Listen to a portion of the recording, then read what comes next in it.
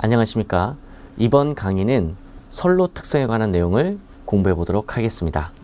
자, 여러분들 선로 특성이란 거 먼저 한번 읽어보도록 하겠습니다. 전압강화란 송전단 전압과 수전단 전압과의 차를 말하며 저항이나 인덕턴스에 흐르는 전류에 의하여 강화하는 전압을 말한다. 자, 일반적으로 수용과의 전력기기는 전격 전압에서 전압이 전격에서 벗어날 경우 전력기기의 효율이나 수명이나 손실 등에 영향을 미친다라고 여러분 전반적인 내용을 한번 적혀져 있습니다. 자, 여기서 보시면 전압강화라는 얘기가 나와요. 전압강화. 자, 그러면은 전압강화를 우리가 스몰 e라고 할게요. 전압강화는 것은 송전단 전압에서 수전단 전압을 뺀 것을 우리가 전압강화라고 하죠. 그렇다면 우리가 이러한 전압강화, 이러한 것들이 바로 뭐다? 선로의 특성이다라는 거예요. 자, 전압강화도 있고 또 여러분께서 앞으로 배우실 전압강화율, 전압변동률, 혹은 전력손실, 혹은 전력손실률 등을 여러분께서 함께 학습을 할 겁니다. 자, 그렇다면 이러한 전압강화가 발생을 했다, 전력손실이 발생을 했다. 자, 그럼 발생을 얼마만큼 발생하는지도 중요하지만 거기에 따른 대책 또한 중요하겠습니다. 자, 그래서 지금 여러분들께 설명드리는 것은 어떤 내용들을 앞으로 배우는지에 대해서 간략하게 소개하는 차원이었고요. 자, 그렇다면 지금부터 전압강화서부터 하나씩 배워보도록 하겠습니다. 자, 그러면은 먼저 우리가 등가 회로를 볼 수가 있는데요. 이 등가 회로는 우리가 이제 송전선로의 등가 회로라 생각하시면 되시겠습니다. 자, 그러면은 여기 송전단이 있고요. 자, 받는 쪽은 뭐가 되겠어요? 예, 수전단이 되겠습니다. 뭐 ES라고 표현을 했지만 여러분 그냥 가볍게 VS 또는 VR 이렇게 표현을 하셔도 전혀 상관은 없습니다. 자, 그 다음에 송전단 쪽에서 전류가 흐르고요. 자, 이게 송전선로. 자, 바로 여기가 이제 송전선로가 되겠죠. 자, 그리고 여기가 수전단이고. 자, 그럼 송전선로, 전선로입니다.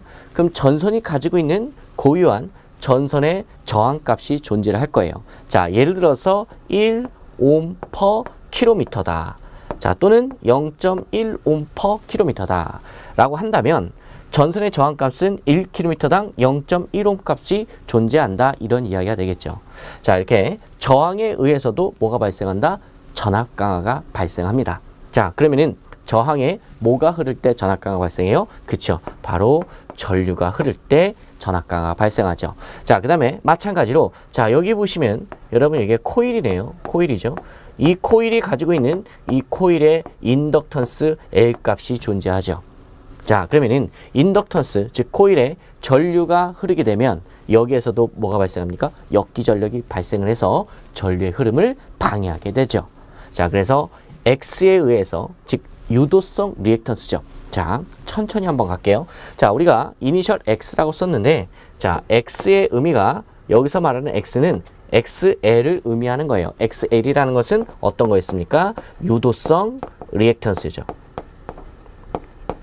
자, 유도성 리액턴스 XL은 오메가 L 이렇게 우리가 구했었습니다. 조심하실 것은 XC가 아니다라는 거예요. 그래서 우리가 일반적으로 아무 말 없으면 예, 유도성 리액턴스를 의미하는 거예요. 그래서 유도성 리액턴스에 여러분 전류가 흐르게 되면은 뭐가 발생한다? 전압 강화가 발생한다. 그래서 여러분 이 X 그리고 R만 있어서는 전압 강화가 발생하지 않고 R과 X에 뭐가 흐를 때, 그렇죠? 전류가 흐를 때 발생한다. 무엇이? 전압 강화가. 그래서 송전단 전압보다 수전단 전압이 떨어지게 되는 거죠. 자, 그래서 R과 X인데 상식선에서 한 가지 말씀을 드리면 여러분 우리 송전선로에서 R과 X를 만약에 비교를 하면 그 크기를 비교하게 되면 X가 훨씬 더 큰 값을 가지고 있습니다. 자, 그러니 송전선로에서 전압강화의 주범은 누구냐라고 얘기를 하면은 여러분 뭐예요? 그쵸? 바로 유도성 리액턴스가 전압강화의 주범이 되겠습니다. 자, 이해 가시겠죠? 자, 여러분 이 전압강화는요 송전선로 또는 송전선로 배전선로, 그래서 우리가 이걸 합쳐서 송배전선로라고 이야기를 합니다. 이러한 송배전선로의 전압강화와 그 다음에 건축물에서 발생하는 전압강화의 기준이 약간 달라요. 자, 뭐냐? 우리가 옥내선로로 할게요. 자, 송전 또는 배전이라고 했습니다. 송배전 선로에서는 R보다 X가 훨씬 크고요. 반대로 우리가 건축물 옥내선로로 할게요. 옥내선로에서는 R보다 X가 훨씬 더 큰 이렇게 반대의 특성이 있다는 것을 여러분께서 상식선에서 기억을 해 주시기를 부탁드리겠습니다. 자, 여러분들 제가 여러분들과 함께 이렇게 온라인으로 영상 수업을 하면서 제가 여러분께서 중요하거나 또는 필기를 해야 되는 부분들은 제가 이렇게 노란색으로 체크를 해 드릴게요. 나머지 부분은 여러분들 그냥 여러분께서 편안하게 한번 들어보시면 되시겠습니다. 자, 그래서 전압강화가 발생하는 원인을 우리가 이러한 등가 회로를 가지고 한번 살펴봤습니다. 자, 그러면은 이번에는 벡터도를 한번 살짝 볼게요.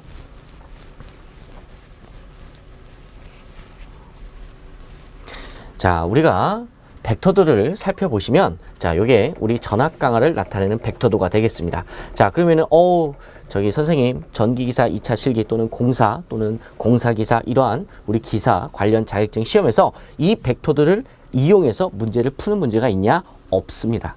자, 그런데 제가 설명해 드린 이유는 여러분께 이해를 도와드리기 위해서 하는 거지 예 벡터들을 여러분께서 달달달 여러분께서 암기하시라 이 얘기는 아닙니다. 그래서 이해 차원에서 여러분께서 벡터들을 참고만 하시면 되시겠습니다.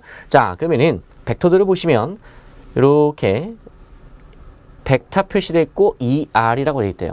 자, 이것을 우리가 수전단 전압이라고 하죠. 우리가 벡터를 표현할 때 일반적으로 전압을 기준으로 많이 합니다. 그래서 우리도 전압을 기준으로 할게요. 자, 전압이 이렇게 벡터가 형성이 되어 있으면 이제 전류 벡터가 있겠죠. 자, 전류 벡터가 이렇게 만들어지네요. 자, 그러면은 전압과 전류의 위상차, 각도, 세타가 존재하죠. 물론 여러분들께서 1차 필기시험에서 이런 내용을 배우셨어요. 어떤 거냐면 R, L, C 단독 회로에서 R만의 회로에서는 전압과 전류가 동상이다. 이런 얘기 들었었고요. L만의 회로에서는 어때요? 그쵸? 전류의 위상이 전압의 위상보다 90도 늦었었고요. 그 다음에 C만의 회로에서는 전류가 전압보다 90도 빠른 진상의 전류가 흐른다. 이런 얘기를 했었어요. 자, 그럼 여기선 세타라고 하지 않습니까? 이게 R인지 L인지 C인지 잘 모르죠. 자, 그래서 일반적인 부하는 뭐예요? 그쵸? L 부하죠. 일반적인 부하는 R과 L입니다. 그래서 약간의 위상각이 뒤지겠다. 일반적으로 이렇게 표현한다 이거예요. 왜? 실질적으로 우리가 사용하는 부하는 다 R과 L로 되어 있지 C로는 되어 있지 않습니다. 그러니까 전류의 벡터가 위로 올라가는 일은 거의 드뭅니다.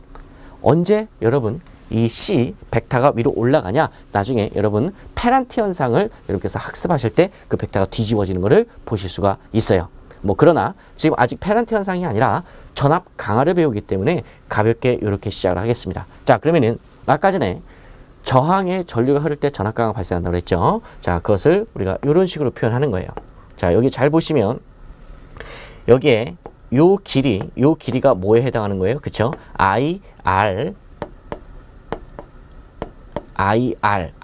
뭐예요? 그쵸? 저항에 의해서 생기는 전압 강화를 의미한다라는 겁니다. 자, 그럼 여기 보시면 이 세타와 어때요? 이 세타는 같게 되어 있죠. 왜요? 저항만의 소재는 뭐의 위상과? 전류의 위상과 동일하다. 이런 의미가 되겠습니다. 자, 이해 가십니까?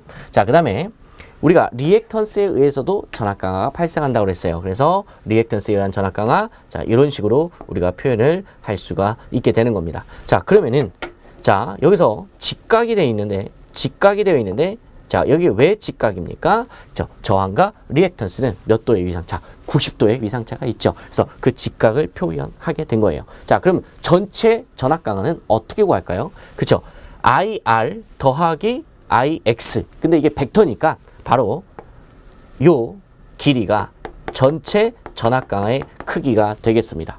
자, 그러면은 송전단 전압은 전체 수전단 전압에 전체 전압 강화를 더한 이 대각선의 길이가 송전단 전압이 되는 거죠.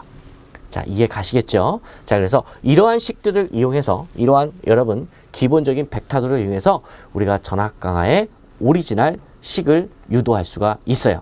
자, 그러나 우리가 여러분 학문을 연구하는 게 아니지 않습니까? 그렇다 보니까 여러분 이 시간에 굳이 여러분께서 그 논리식까지 처음부터 그 근거식까지 끄집어내서 공부할 필요는 없을 것 같아요. 이 정도만 이렇게 한번 들어보시는 것이 여러분 학습 효과에 좋을 것 같아서 잠깐 설명을 드린 것 뿐이에요.